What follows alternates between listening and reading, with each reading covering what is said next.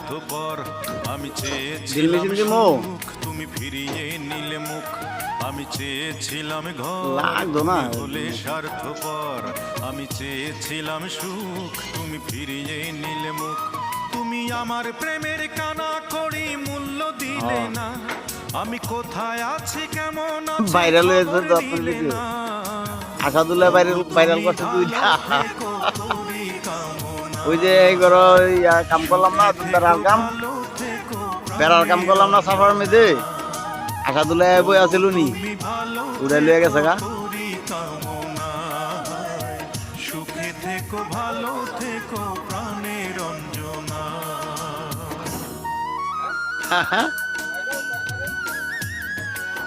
viral করে কারে এটা তো বুঝে